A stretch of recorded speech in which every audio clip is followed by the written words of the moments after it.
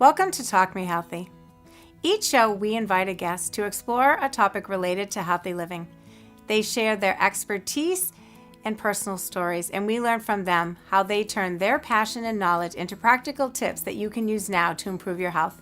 I'm your host, Sherrie Keating, founder of Diabetes Care Consulting. My goal is that each show you will hear something that will motivate you to make a small but significant change towards living a healthier and happier life.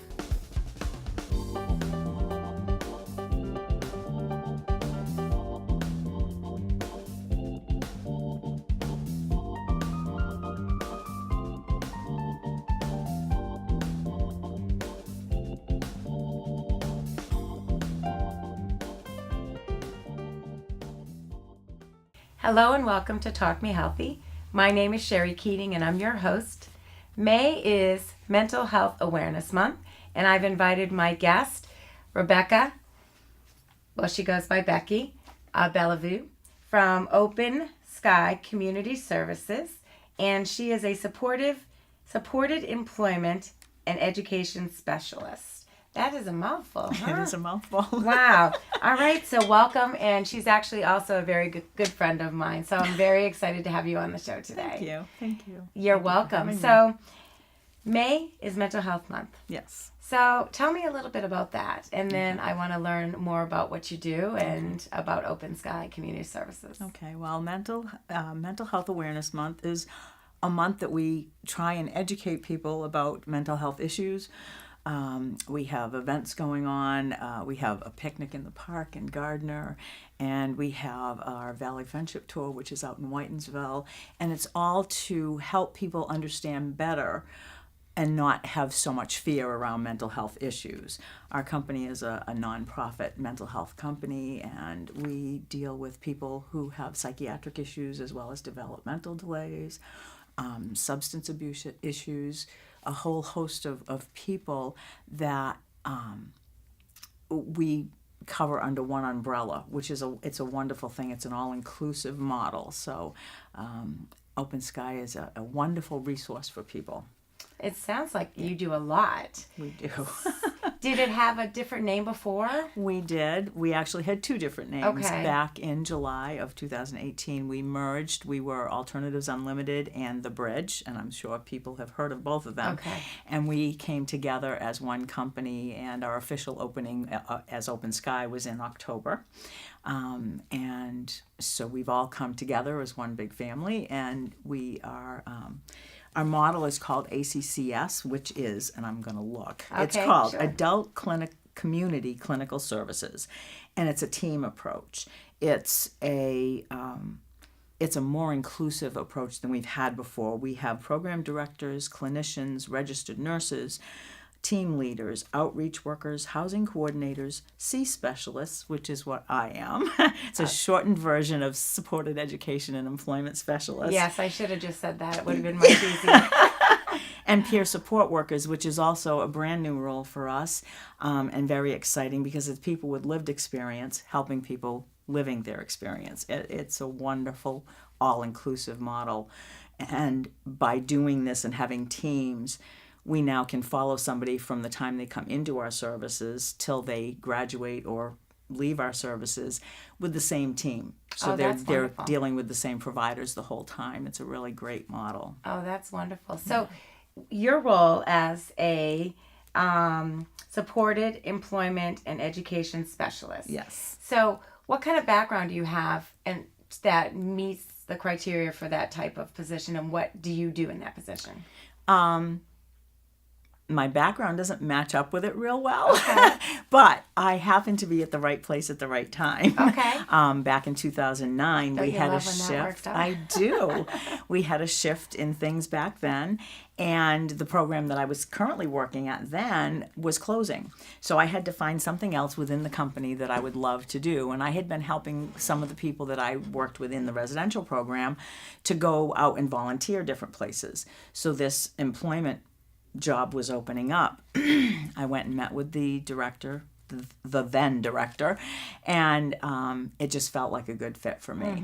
And so what we do is we help people who maybe haven't been in the workforce for a while or have never been. I work with people all the way from 18 to 72 right now. Wow. So it's a broad range of people, and I just help them either go back to work or go to school. Some people that I'm working with right now are just trying to either get their high set finished so they can graduate from high school and be done with that and move on to schooling, or some people have left school and want to just get back into college. And so I try and make those connections for people within the community. So I spend a lot of time in the community meeting with hiring managers at businesses, meeting with people within the college setting to get so that I get connected to them so that they know they can trust me when I'm bringing somebody in. So how do you find your clientele?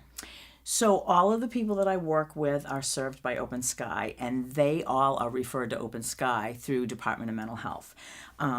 There isn't anybody that works with us that has not either been referred through the Department of Mental Health or the Department of Developmental Delay Services. Those two agencies are our funding agencies. And so we have both sides of things. But I specifically work with the Department of Mental Health side of things, with people with psychiatric disabilities. So I'm helping people. So anybody who's within our services is open to my services. Okay. So a staff might sit down to do their annual goal work, and they say within that meeting, oh, I'd really like to go back to school, or I'd really like to go to work, but I just don't know where to start. So then they do a referral and they come see me, and we sit down and kind of brainstorm where they've been, if they've had any work experience or schooling before, and what they need to get to where their goal is. So. And you coordinate all of that. So you'll find them. So can you give me an example, or can you share a few stories without violating HIPAA? Yeah. And just kind of tell me a little bit so I have a better sense of someone gets referred to you, what happens then? Okay, so I usually sit down and meet with them. We have several different forms that we use to kind of gather information. Past work history, what their diagnosis is and what their struggles are, because I need to get a whole picture of the person so that I'm able to help them the best that I can. Maybe they can only do 10 hours a week, so we want to know that before we go looking for a 40-hour job. Right. And a lot of people worry about benefits and things like that, so we talk through all of those issues beforehand. Okay. I had a young lady who came to me a few years back. We've been working together, I think, almost 5 years now, on and off. And when she first came, she was really struggling. And so we were trying to find her something that she could do on her laptop at home.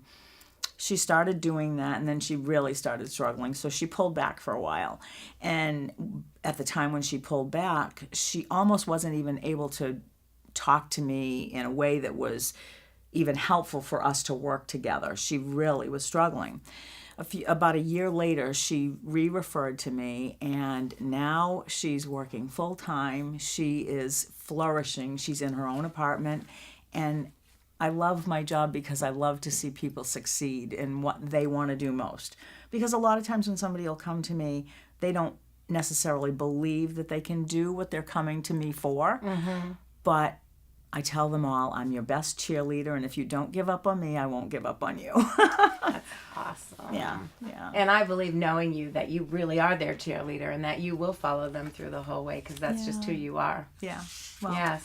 It's my purpose in life. It really is. It really is. So how did you, so speaking of your purpose in life, how did you get this passion to do what you're doing? Well, it's interesting because when I knew I was coming to talk to you, I started thinking about that, and it goes back to grammar school, believe it or not. Okay. I was very fortunate to be in the Ashburnham school system, and they didn't segregate people away from each other. Back in the 60s, most schools didn't have a special needs, special eds, nothing. And we not only had special ed, but we had a special ed department that integrated people within the mainstream. So I had friends from the get-go that were different back then. That would be how I would describe it. But they were still like us. So we played out on the playground together. And I remember I had this one friend, and she had horrible seizures. And every time she would have a seizure on the playground, I would spend time with her until she calmed down. And I had forgotten that until I started thinking this through. And then probably 5 or 6 years later, I had a new neighbor move in, and she had a stepdaughter. And this girl had cerebral palsy and was developmentally delayed. And we just clicked. And every weekend she came, I would spend time with her. Fast forward, I've got my own children now. I hadn't worked in a long time. And I end up in a temp agency, and they send me to a mental health clinic. I had no background, and I was supposed to be their front entrance secretary. That's what my job was going to be. I ended up being the office manager and loved the field. So I just started doing some studies on my own and went to work for McLean Hospital, actually, as a transcriptionist at home. So I got a lot of knowledge doing that. Lost that position 2 weeks before Christmas in 2005. My daughter was working for Alternatives at the time. She said, "Mom, apply. There's plenty of openings." And that's how I ended up here, and still here 14 years later. And I can see in the way you talk about it, you're very passionate about it. And, oh my goodness, I love it. And that you love it. That's wonderful. And you know what? They're blessed to have you because of that, because it shows that you have a commitment to them and that you really love what you do. And so you work in the kind of work, getting people back into the workforce. Yep. So what else does Open Sky do? And you said it services adolescents all the way to seniors. Yes. So name some of the services. So if I were to call Open Sky, what would I be looking for? You would be looking for help for someone or for yourself with any kind of a psychiatric or developmental disability. As I said earlier, we work with people within the community, but we also have residential programs. So if somebody's coming, say they've been in a hospital stay for a while, and now Department of Mental Health has decided they need to go into a residential program. They're just not ready to go back into the community. So we have residential programs, and we cover all of Central Mass. So my office is in Gardner. We have offices in Fitchburg and Leominster. We have offices in Worcester, Whitensville, and Southbridge. Okay. And so we cover all that whole Central Mass corridor. And so somebody might come into a residential program, but our goal is always to get people as independent as they possibly can be. So someone may come into a residential program, but that's why this model works so well, because the people that are in that residential program, the staffing, are attached to the rest of the team as well. So someone from the integrated team that works with people on an outreach basis is also attached to that program and working with those people while they're in that setting. So when they're ready to graduate and either go back to their family home or their own apartment, they're already attached to somebody they know. That's wonderful. And it's all within the same team. So it's just so they can build really relationships and model. trust, Yeah, because absolutely. that's really important. Absolutely. Yeah. Absolutely. So residential. So what about people when they have, say, drug addiction problems and they go into like the acute detox sort of situation? You don't deal with any of that coming out of that unless they have mental health issues, right? If they have mental health issues, then if they've already gotten attached to the DMH, Department of Mental Health, I've got to stop using letters. I'm sorry. It's That's just okay, so second nature. I hear you. As a nurse, we use a lot of letters. Right. Acronyms are a blessing and a curse all at the same time. Absolutely. But if they've already gotten attached to Department of Mental Health, then they're going to be referred to either our programs or another program in the area that's going to be able to help them with both, because it's a dual diagnosis. Right, so it helping is. with both the mental health issues and the substance abuse issues, so that and they go in tandem anyway. So trying to separate that is right. That's why this model became what it did, because you see the need for having both in the same place. The person is covered is being treated as a whole person. Yeah, and that's really important. How many people do you service? I'm going to shoot in the dark here because I'm not exactly sure, but roughly around 2,000 people throughout Central Mass. That's a lot. Yeah. And in the north component, because they're broken into North Worcester and Southbridge components, and in the north component, roughly 400 to 450 people. Are you the only provider of this service in this area? There are other service providers, but they don't do all the things that we do. There's Luck, and then there are clubhouses in the area, Westwinds and Crystal House, and they help people with more daily living. They also work with people with employment and education and those kinds of things. I'm drawing a blank about other facilities, but we do cover a lot of this area. Okay, and so you have residential, you have teams that follow them through, that you have vocational counseling. What else? We have nursing services. So if someone what would that include? So if somebody has medical issues on top of the mental health issues, we have nurses that follow along with that. Or if somebody's having issues with their medications and the PCP isn't necessarily talking to us the way we need them to, they can intervene, because we have 3 nurses in this area, and they can intervene with the doctor's offices and with the hospitals if somebody goes into the hospital. And there's a lot that our nursing services provide that we've never had before, so it's really a great thing. And then we have our own clinicians now, so we're not having to take people to see clinicians because we have our own in-house clinicians, and they work on planning they do their yearly comp assessments, and they do writing of their IAPs, which is our individualized action plans for everybody. Everybody has one.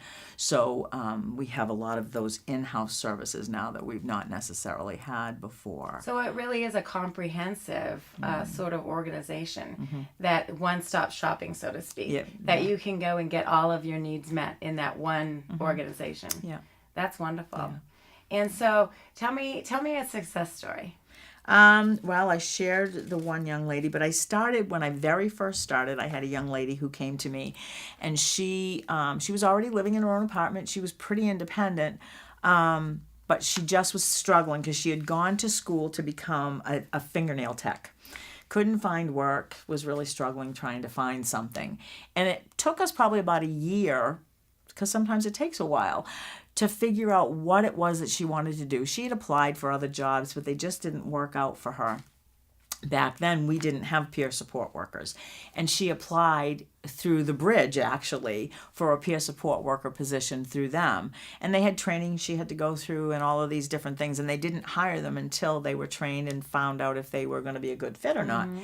She did that for over 2.5 years, and she was so successful at it. And she just had such a heart for other people with the same issues that she had, and she was able to give back, and she just felt like she was contributing. And it just was such a great thing to see. And she ended up graduating from our services because she just didn't need us anymore. Wonderful. Yeah. That is a great success story. Yeah. So what kind of jobs do you line people up with? Oh, it varies across the board. I had one lady who had been in she had a legal job before. She was a paralegal. And she came to me, and she was willing to settle to work in a grocery store. And I said, I don't like to let people settle. So if you really want to work in a grocery store, that's fine. But if you're doing that just because it's close and you can do that, I don't want to see you do that. I see better things for you. So I happened to have a connection at that time, and I was sitting on an advisory council. I went into the meeting, and one of the things that I did in that meeting was bring profiles of people that were looking for work. I talked about her just very briefly, and there happened to be a lawyer sitting on that board, and she ended up hiring her, and she worked for her for 2.5 years until she moved out of the area and moved on to bigger and better things. So it can vary from a grocery store to a lawyer's office. Wow. It's competitive employment, so it's not like a made-up job. It's what you and I would go apply for, and they just go to their job every day, just like everybody else. So, and how do you support them during that journey? Once you get them into a job that's a good fit for them, what is your role then? My role then becomes just as you said, I'm a support for them. I'm in the background if they're having issues. If they've had a bad day, they know they can call me anytime, and we'll just talk it through. If they're having a difficult situation with a coworker, let's talk about how that felt, what you needed to do differently, or what they needed to do differently that you can't change, so that you can change your behavior or change how you respond to them. And so we do a lot of brainstorming once they're working.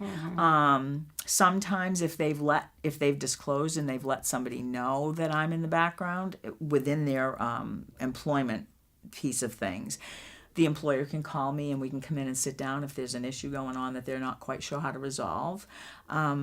There's a lot of things that I can do in the background. And I usually meet with people until they say, I don't need to meet with you anymore. So that could be anywhere from 1 week to a year and a half later. There's one person, I've been meeting with her for almost 2 years, and she's been working the whole time. She just gets really anxious and just needs somebody to bounce things off. So you said you're in the background, so the employers don't know that you're trying to help them get the Not job. always. Okay, so that it's just like you said, you and I would go and apply for a job. Yep. So it's not like you have relationships with certain companies that you kind of help them get the job. I do. Oh, you do? I do okay, both. So you I do both. I do okay. both. That is part of the first conversation I have with people. Do you want to disclose? Do you not want to disclose? And I have a story that I always tell all of them about somebody who didn't disclose and should have. But I never push anybody to disclose because I know the stigma is still there. It's not like it was. Thank you, Lord. Yes, It is a really. wonderful thing to be able to sit down with an employer and explain what I do, what I really do, and have them understand and say, you know what, I will do whatever it takes to help you help people. And I have some really good employers. I'm going to drop a few names because there are some really good employers in our area. Tracy Sturgill down at Walmart in Leominster is amazing to work with. She's the hiring manager. The hiring manager up at the Price Chopper and Gardner, Patrick Brennan, is another one. I just call him and say, hey, have you got any openings? I've got a few people looking for work. And they are just people that I know that if somebody wants to disclose and wants me visibly involved, I can just call them and say, and they know that they can trust me. I'm not going to send somebody that's a bad fit because that's ruining it for everybody I work with. So I'm really careful about who goes for what jobs because I want them to succeed. Right, My whole job sets is them up to for them fail to if it's not a good fit. So you definitely want to invest the time. Yeah, absolutely. Yeah, absolutely. So, So we talked about your why and why you're doing what you're doing. So you want to share a little bit more about that? well, I for me, the coolest thing that's happened over the last year is my why has become my entire life, which there's a term called life work. And for a time I was selling jewelry on top of doing my day job. And I was on the advisory council and I was doing a few things at my church that were not necessarily my life work. In the past 6 months, my life work is now working with people. I work with people in every aspect of my life. I do the employment piece here, but it's more than employment. It's counseling people and walking people through hard times and all of those things. I mentor with people. Within my church setting, I've started doing counseling with people. So it's one of those things that has just become my whole life. And it's the most freeing thing that's ever happened to me. I can see that you're, knowing you, I've known you for a while now, and I can see that you're in such a good place. And this is what you were meant to do. Yeah, it really is. And you're helping people in various avenues, whether it's through the church or through your work, and I'm sure in the community as well. Yeah. So that's wonderful. Yeah. Now, how does someone, does an organization have to initiate a referral to Open Sky, or can I as a family member, or How does that work, the referral, and how do people get a hold of you, and how does that process work? If it's not someone coming out of a hospital setting, Yeah. it would need to be a family member referring their child, spouse, whatever, to the Department of Mental Health. And they would just call the Department of Mental Health and say, hey, I've got somebody who's really struggling. They've got XYZ as a diagnosis, and what's our next step? And they would walk them through that. Then once they're in their system, then they would refer them to the services that they felt best fit that person. Okay. So it all starts with the Department of Mental Health. So can we put a number on the show so that the viewers have that number? Yes. You don't have to recite the number. We'll Thank put the goodness. number on the show.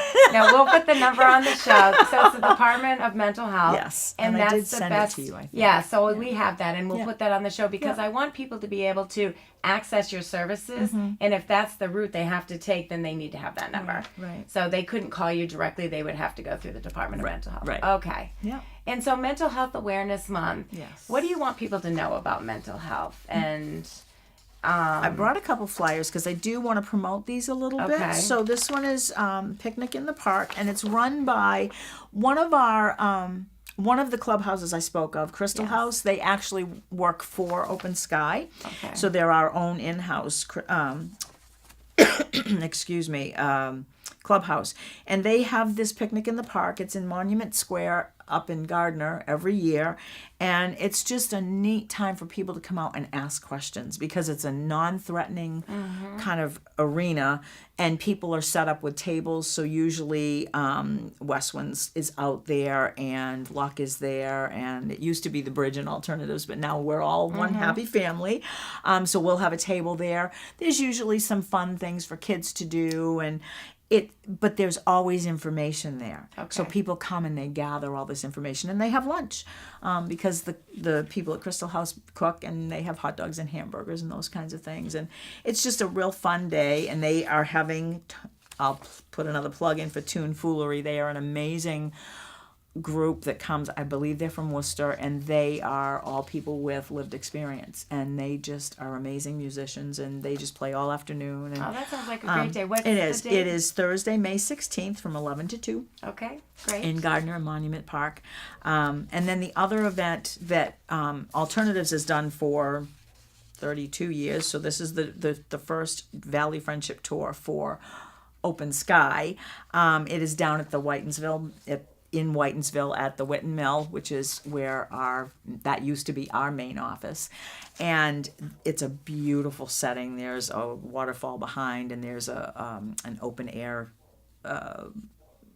like patio, huge patio, and people, they have bands, and people run, walk, and ride. And it's a fundraiser. Okay. It's like our annual fundraiser, but it's just a lot of people coming together for a really fun day and to support one another within the mental health system. And it's community members, it's kids, it's you name it, they're there. And it's a wonderful, wonderful time to be together, celebrating mental health awareness. And what's the date of that? And that is June 1st, and it's 50 Douglas Road in Whitensville. Okay, and so- people can go online to our website, openskycs.org. Okay, we'll put that website on the show as well. And they can just check out there's And those events are going to be on your website. yes, they So will we be will on the put website. the website on there, and then everyone who's interested can get that information. That's Yep. awesome. Yep. Well, the work that you're doing is, I know for you personally, very satisfying, and your life work and what you were meant to do. But it's also helping so many people. Yeah. So thank you and your whole team and Open Sky for what they're doing for people with mental health issues. Well, thank you for letting me share. Well, I'm so happy to have you on the show, and thank you for your time. I know you're a busy lady, so thank you for your time and coming on the show. And thank you, viewers, for tuning in again. And again, this is Becky and Belliveau from Open Sky Community Services. And so I hope that you tune back in next month for another health and wellness show. But until then, remember to live your best life every day starting today. This is Sherrie Keating. Have a wonderful day.